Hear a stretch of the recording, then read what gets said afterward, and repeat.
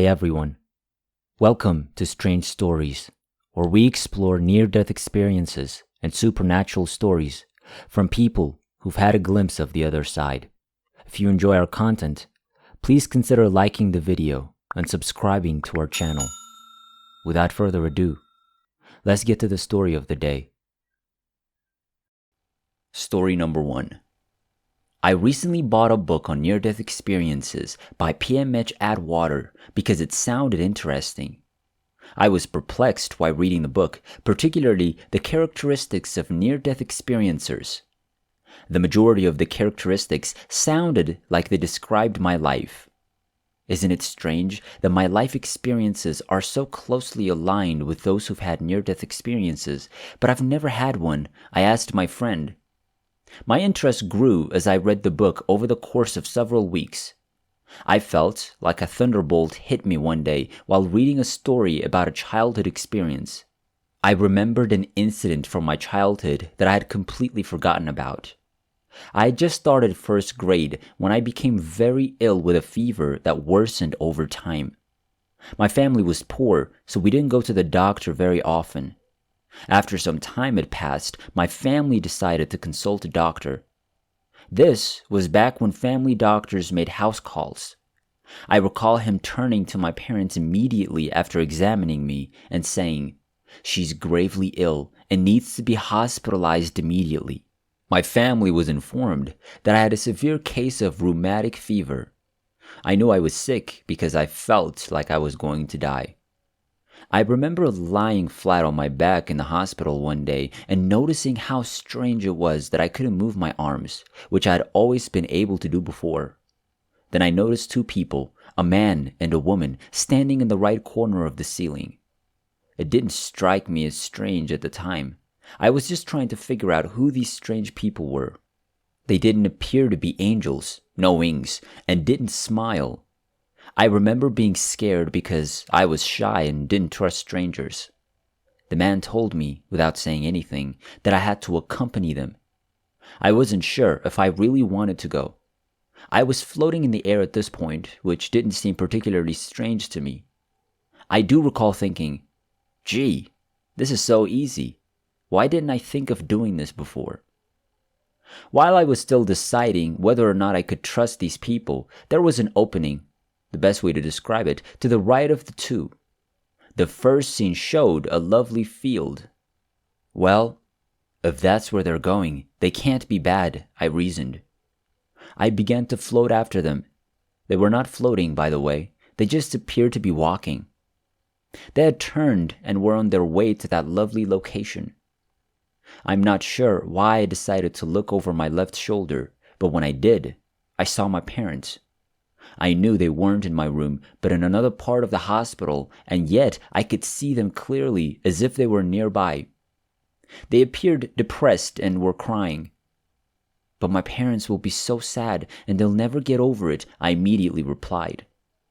When I looked to the right again, I was surprised to see that the people had vanished, leaving only the corner of the ceiling in my room.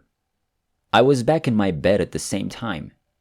I remember being annoyed that my visitors had left so quickly because I felt I hadn't truly stated that I wouldn't go, but I was happy for my parents. I decided to tell my father about it later. My father was much easier to talk to than my mother, and I expected him to be more understanding. I don't remember what he said, if anything, but I remember thinking his response wasn't positive, which surprised me, and that maybe I did or said something wrong, so I stopped talking about it. When I was alone in my room again and kept looking over to see if the two people would return and they didn't, I concluded I must have been dreaming. When it happened, I knew I wasn't dreaming. I had forgotten about it until I read my new book. I'd heard stories over the years about people who block things out of their memories but later remember them, and I couldn't believe it could happen to anyone. I'm still surprised it happened to me, but I know my experience happened exactly as I described to you. The only other thing I remember about that time period is my doctor telling my mother after I was discharged from the hospital, "If it hadn't been for penicillin, your daughter would have died." I now believe I did. In addition, I believe I remember something from before my birth, as strange as that may sound. I remember being very content and at ease in the womb and not wanting to be born. I knew life wouldn't be as easy as it appeared on the outside.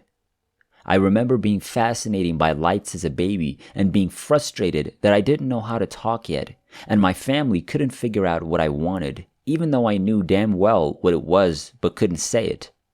I also recall preferring to be held in my father's arms rather than my mother's. Interestingly, my father shared with my sisters something he said he remembered before he was born. He recalled flying in the sky in an angel's arms over houses and farms, wondering which family would be his. The doctor who delivered my father gave my grandmother a silver coin and said, "I'm giving you this as a gift because this boy should have died, but he didn't. He'll be something special." Throughout his life, my father was loved by many people. These stories all sound a little crazy to me, and I'm not sure I'd believe them if it wasn't me telling them. Those who know me will attest that I'm a very honest person, and these statements are true. Story number 2. June 22, 1994 marked the beginning of a long journey and eventually the beginning of a new life in my heart. I awoke early that morning and went downstairs to get my morning coffee. Thankfully, the walls didn't spin around me like a whirlwind until I got to the bottom step. My 2 sons were still living with me. They were out of college for the summer and still trying to catch up on sleep. I remember wondering if they heard me call them, but they responded quickly.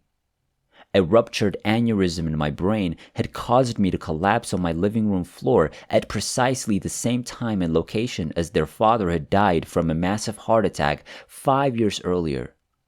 A 911 call had me rushed to the nearest hospital. My sons informed the medical team about my life-changing sinus headaches and how, while the severity remained the same, they had recently become more frequent. They quickly diagnosed my condition and recommended that I be flown by air ambulance to a surgeon who was regarded as an expert in his field.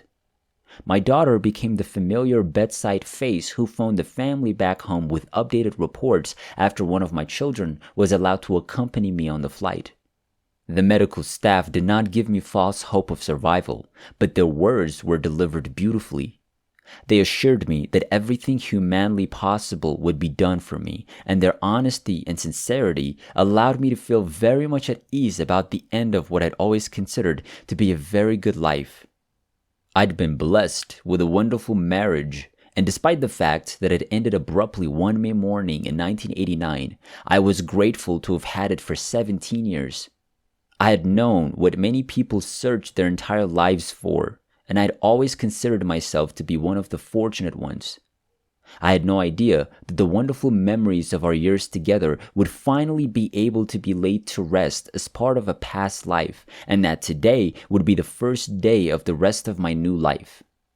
After 9 hours of surgery, I awoke with the realization that I'd survived it. To describe my reaction to waking up, I would say that I was stunned, knowing I wouldn't be able to walk, talk, recognize loved ones, or have any quality of life again made the bleak prospect of survival much easier to accept. But I told myself not to worry because I knew I was in trouble and knew I'd never open my eyes for the second time. They reopened a few days later, and this time I knew something was different. I couldn't think clearly, but I knew I had to live and start walking the long road back one small step at a time, one day at a time. What I didn't realize at the time was that I'd been in a deep sleep for 4 days due to vasospasms, but I did know that I'd taken a beautiful trip to the other side of life. My journey began when I was standing behind a closed door. I was concerned about not being able to stand there for an extended period of time, and I expressed that concern to a beautiful being of light who was supporting me as I waited to enter. I was told that I couldn't open the door because it wasn't ready yet, but that it would open for me when it was. The light was overwhelming as the door finally began to open. I entered a tunnel and went through a life review that seemed to last only a few seconds.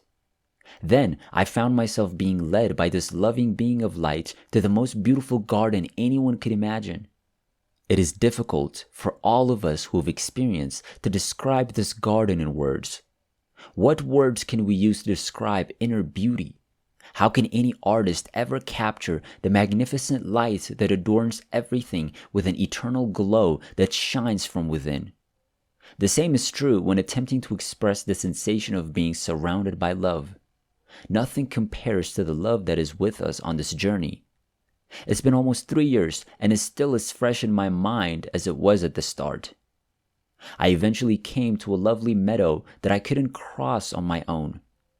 I was supposed to wait for my husband to arrive and drive me the rest of the way. He was to emerge from behind a large tree on the other side of the meadow. I always felt like I'd been there for at least 4 days, and when my eyes opened from a 4-day sleep, I knew I was back for good. My sister arrived 2 days later and planned to stay for as long as it took to bring me home. It was a wonderful feeling to be moved from the ICU.